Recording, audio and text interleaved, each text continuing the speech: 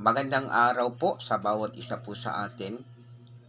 At nagpapasalamat po tayo sa Panginoon sa oportunidad na tayo po ay magkasama-sama at muli po magpasalamat sa Panginoon sa araw na ito. Ano man po yung ating mga naranasan, mga ating mga na-experience, ay ipagpasalamat po natin ito sa Panginoon. Sabi nga ng Panginoon, masama man o mabuti ito, ito po ay nagkakalakip-lakip para sa lahat ng umiibig sa Kanya.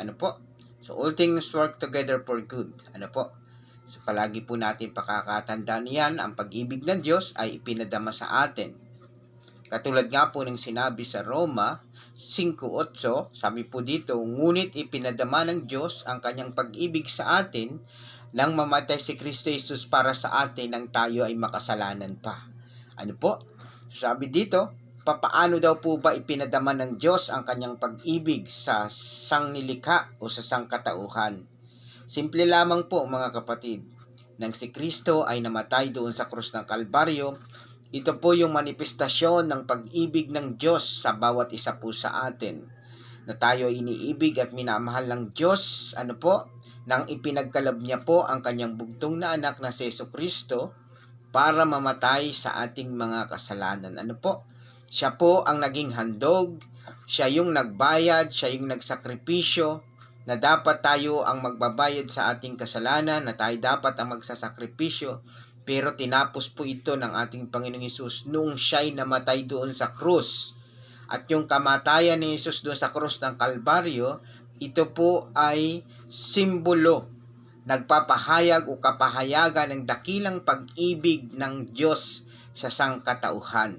Ito po yung ultimate expression of love ng ating Panginoon. Nung siya ay namatay, si Kristo, para pagbayaran yung ating kasalanan, siya po yung nahirapan, pinako, hinagupit, siya po yung inalimuran ng mga tao, siya po yung inusig ng mga tao na pinagaling niya, na kanyang ginawa ng himala, pero tiniis po niya lahat ng kahirapan na ito dahil sa kanyang pag-ibig po para sa atin. Yun po yung pag-ibig ni Jesus sa atin ng Diyos, nang siya'y namatay para sa atin. Ganun po yung pagpapadama. Yun po yung pagsasakripisyo. Sabi nga po, kung ang isang tao daw po ay mahal natin at iniibig, nagsasakripisyo po tayo, nagbibigay tayo. You cannot love without giving. Ganun din po ang Diyos sa atin. God loved us, kaya nga po ibinigay niya si Jesus para sa ating katubusan ng ating mga kasalanan. Namatay si Jesus. Para sa ating mga kasalanan. Ganun po yung ekspresyon ng pag-ibig ng Diyos para sa ating mga kasalanan. Kasi nais ng Diyos sa tayo ay huwag mapahamak. Nais ng Diyos sa tayo ay maligtas sa ating mga kasalanan. Kaya nga po siya'y gumawa ng kaparaanan, isinugo niya ito. Si Jesus ang isinugo niya para sa katubusan ng ating mga kasalanan.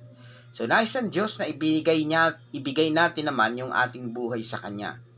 Kung papaanong ibinigay niya si Jesus bilang katubusan sa ating mga kasalanan, ang nais naman niya, ibigay naman po natin ang ating buhay para sa Kanya. So, ito po yung pag-ibig ng Diyos. Sabi nga nung si Kristo ay namatay nung tayo ay makasalanan pa.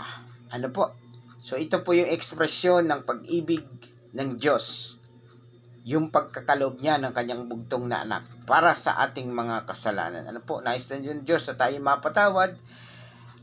Nais ng Diyos na tayo ay maabsuelto sa ating mga kasalanan. Nais ng Diyos na huwag tayong mapahamak.